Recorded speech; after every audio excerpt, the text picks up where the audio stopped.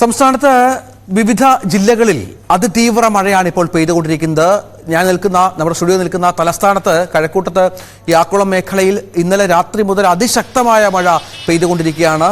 തിരുവനന്തപുരത്തെ താഴ്ന്ന പ്രദേശങ്ങൾ പലതും ഈഞ്ചക്കലിലെ ദൃശ്യങ്ങളാണ്. ഈഞ്ചക്കലൊക്കെ റോഡിൽ ഇങ്ങനെ വെള്ളം കെട്ടി നിൽക്കുകയാണ്. ഓഫീസുകളിലും മറ്റും പോകാൻ ഇറങ്ങിയ യാത്രക്കാർക്ക് വലിയ ദുരിതമാണ് സമ്മാനിച്ചിരിക്കുന്നത്. ഇവിടുത്തെ സ്മാർട്ട് സിറ്റി റോഡുകളിൽ എടുത്ത കുഴികൾ മുഴുവൻ വെള്ളമാണ്. പലരും അപകടത്തിൽപ്പെടുന്ന സാഹചര്യമുണ്ട്.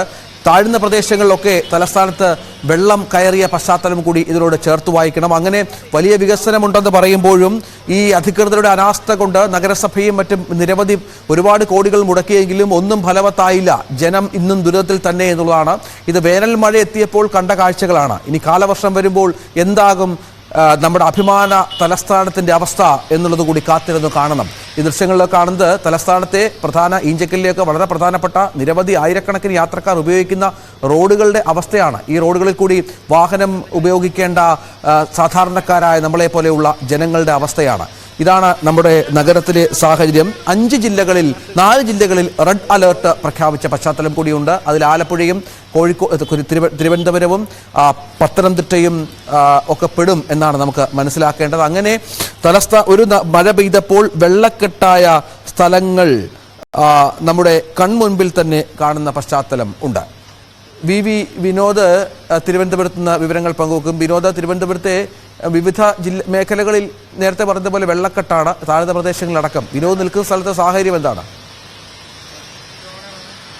തിരുവനന്തപുരത്ത് മഴ കനത്താൽ ഏറ്റവും ആദ്യം വെള്ളത്തിനടിയിലാകുന്ന നഗരപ്രദേശങ്ങളാണ് കണ്ണമ്മൂലയും ഗൗരീശവട്ടവും. നമ്മളിപ്പോൾ കണ്ണമ്മൂല തോടിന് അരികിലാണുള്ളത്. ഇപ്പോൾ ഈ അപകടകരമായ തരത്തിൽ വീടുകളിലേക്ക് വെള്ളം കയറുന്ന തരത്തിലേക്ക് ഇവിടെ ജലനിരപ്പ് ഉയർന്നിട്ടില്ല. പക്ഷേ തുടർച്ചയായി മഴ പെയ്താൽ ഒരുപക്ഷെ ജനങ്ങൾക്ക് ആശങ്കയുണ്ട്, വീടുകളിലേക്ക് വെള്ളം കയറുമെന്ന്. നമ്മൾ കഴിഞ്ഞ മഴക്കാലത്ത് കണ്ടൊരു കാഴ്ചയുണ്ട്. വിവാഹത്തിന് വസ്ത്രങ്ങൾ വാങ്ങിവെച്ചിരുന്ന വീട്ടിലേക്ക് അടക്കം വെള്ളം കയറി ആ വിവാഹ വസ്ത്രങ്ങൾ ഉതിർന്നു പോവുകയും പിന്നീട് ആ പെൺകുട്ടിക്ക് സുമനസ്സുകളായ ആളുകൾ വിവാഹ വസ്ത്രം വാങ്ങിക്കൊടുക്കുന്ന ഒരു കാഴ്ചയുമൊക്കെയും കഴിഞ്ഞ തവണ ഉണ്ടായി. അത് കണ്ണമ്മൂല തോട്ടിന് കരയിലാണ്. നമ്മളിപ്പോൾ ഈ പ്രദേശവാസിയായ ഒരു ആൾ ചേരുന്നുണ്ട്. ഇപ്പൊ എങ്ങനെയുണ്ടാ ഈ വെള്ളം കാണുമ്പോൾ? വെള്ളം എന്ന് പറയുന്നത് ഇപ്പോഴേ ഒരു 4-5 മണിക്കൂർ ഇങ്ങനെ നിന്ന് കഴിഞ്ഞാൽ സാധാരണ വെള്ളം കയറുന്നതാണ് പതിവ്. പിന്നെ ഇത്രയും നേരം തുടർന്ന് നിൽക്കാത്തതുകൊണ്ടാണ് വെള്ളം ഇങ്ങനെ നിൽക്കുന്നത്. പിന്നെ കുറേ ഭാഗം ക്ലീൻ ചെയ്തിട്ടുണ്ട്. ആശങ്കയുണ്ടോ ഈ മഴ ഇങ്ങനെ നിൽക്കുമ്പോൾ? ആശങ്ക വരാതിരിക്കാനുള്ള 99% ആശങ്കയാണ്. 1% മാത്രമേ ചിലപ്പോൾ വന്നില്ല എന്ന് പറയാൻ പറ്റുള്ളൂ. ഇവിടെ ഈ വർക്ക്ഷോപ്പിലൊക്കെ സ്ഥിരം വെള്ളം കയറും. വർക്ക്ഷോപ്പില് സ്ഥിരം പിന്നെ ഇതേപോലെ 4-5 മണിക്കൂറൊക്കെ മഴ നിന്ന് കഴിഞ്ഞാൽ നല്ല രീതിയിൽ എന്ന് പറഞ്ഞാൽ വട്ടപ്പാറ ഇങ്ങനെ ഭാഗത്ത് കേരള ദൂരം ഇങ്ങനെ ഭാഗത്ത് മഴ നിന്ന് കഴിഞ്ഞാൽ ഇതിനകത്ത് എനിക്ക് നല്ലൊരു ശതമാനം നഷ്ടം വരണമുണ്ട്. എനിക്ക് മാത്രമല്ല ഈ പ്രദേശത്തുള്ള എല്ലാ ആൾക്കാർക്കും നഷ്ടം വരണമുണ്ട്. എനിക്ക് വരുമ്പോൾ സ്വപ്പം കൂടുതൽ വരും.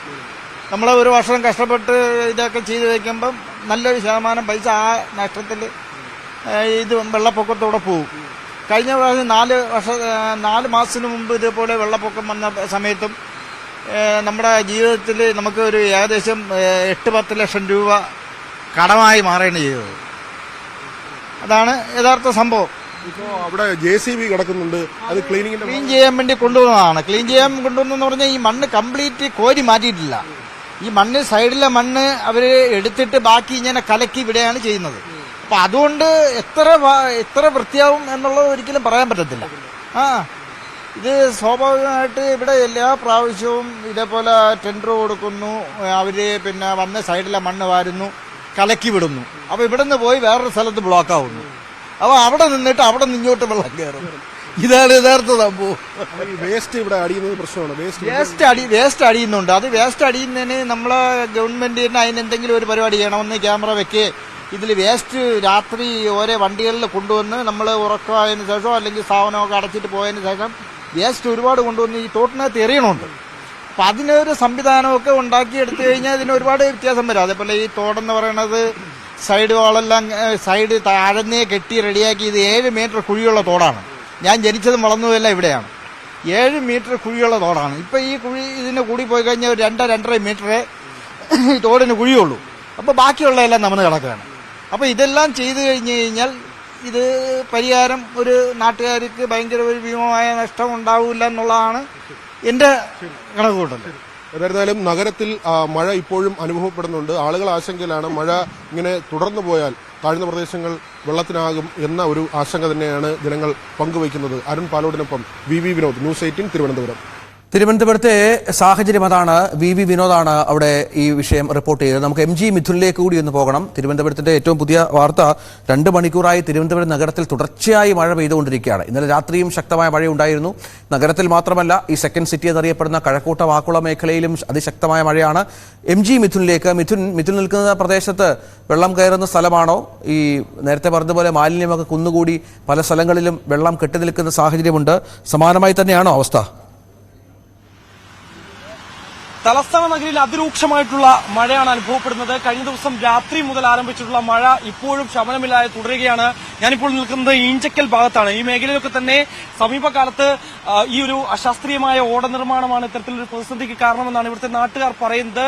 നമുക്കറിയാം, ഇവിടെ ഒരു ചെറിയ മഴ പെയ്താൽ പോലും തന്നെ വലിയ വെള്ളക്കെട്ട് രൂക്ഷമാകുന്ന ഒരു സ്ഥിതിവിശേഷമാണ്. ഇരുചക്ര വാഹനങ്ങൾ പോകേണ്ട കാര്യമുണ്ട്. കൂടാതെ തന്നെ ഈ റോഡും വളരെ മോശമായി കിടക്കുന്ന ഒരു സാഹചര്യമാണ്. വലിയ രീതിയിൽ കുഴികൾ രൂപപ്പെട്ടിട്ടുള്ള ഒരു മേഖല കൂടിയാണ് ഇവിടെയുള്ളത്. അതുകൊണ്ട് തന്നെ സൂക്ഷിച്ചു പോയില്ല എങ്കിൽ ഇരുചക്ര വാഹനത്തിലുള്ളവരൊക്കെ തന്നെ അപകടത്തിൽപ്പെടാനുള്ള വലിയ സാധ്യത തന്നെയാണ് നമുക്ക് ഇവിടെ നിന്ന് കാണാൻ സാധിക്കുകയും ചെയ്യുന്നത്. കൂടാതെ വരും മണിക്കൂറുകളിലും അതിരൂക്ഷമായ മഴ ഉണ്ടാകാനുള്ള സാഹചര്യമാണ് നിലനിൽക്കുന്നത്.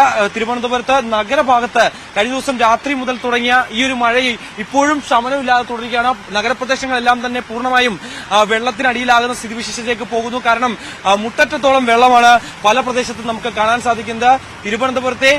തിരുവനന്തപുരം ബസ് സ്റ്റാൻഡ് മേഖലയിലും ഒപ്പം തന്നെ ഗൗരീശ്വരട്ട് അടക്കമുള്ള പ്രധാനപ്പെട്ട മേഖലകളിലൊക്കെ തന്നെ അതിരൂക്ഷമായ വെള്ളക്കെട്ട് രൂപപ്പെടുകയും ചെയ്യുന്നുണ്ട്. കൂടാതെ മലയോര മേഖലകളിലുള്ളവർക്ക് കൃത്യമായ നിർദ്ദേശം നൽകിയിട്ടുണ്ട്. രാത്രിയാത്ര അത് ഒഴിവാക്കണം. കൂടാതെ ഉരുൾപൊട്ടൽ സാധ്യതയുണ്ട്, വെള്ളപ്പൊക്ക സാധ്യതയുണ്ട്. അതുകൊണ്ട് തന്നെ സർക്കാർ നിർദ്ദേശങ്ങളെല്ലാം തന്നെ കൃത്യമായി പാലിക്കണമെന്നുള്ള ഒരു കാര്യം ജില്ലാ ഭരണകൂടം മുന്നോട്ട് വെക്കുന്നുണ്ട്.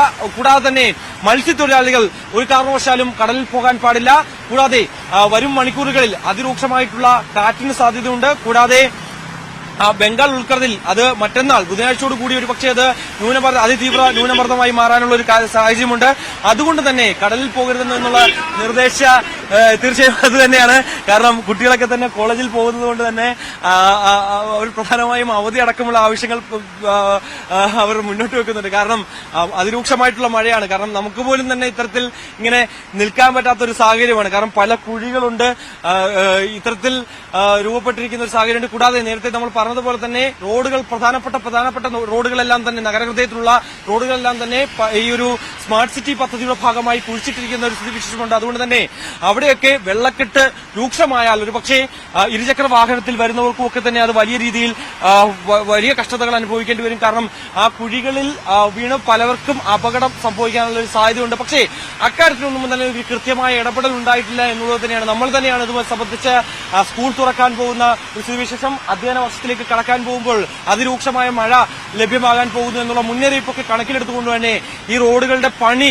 അതിവേഗം പൂർത്തീകരിക്കണമെന്നുള്ള ആവശ്യം ജനങ്ങൾ മുന്നോട്ട് വെക്കുകയും ചെയ്തു. അതിന്റെ ഒരു ക്യാമ്പയിൻ കൂടി നമ്മൾ നടത്തിയത് കൂടിയായിരുന്നു. പക്ഷേ അക്കാര്യത്തിലൊന്നും തന്നെ ഒരു കർശനമായ നടപടി സർക്കാരിന്റെ ഭാഗത്തുനിന്ന് ഉണ്ടായിട്ടില്ല എന്നുള്ളത് തന്നെയാണ്. അതുകൊണ്ട് തന്നെയാണ് ഞാൻ നേരത്തെ സൂചിപ്പിച്ച പോലെ തന്നെ ഇവിടെയൊക്കെ വലിയ വെള്ളക്കെട്ട് രൂക്ഷമാവുന്ന സ്ഥിതിവിശേഷം വരും മണിക്കൂറുകളിലും അതിശക്തമായിട്ടുള്ള അതിതീവ്രമായിട്ടുള്ള മഴ ഉണ്ടാകാനുള്ള സാധ്യതയുണ്ട്.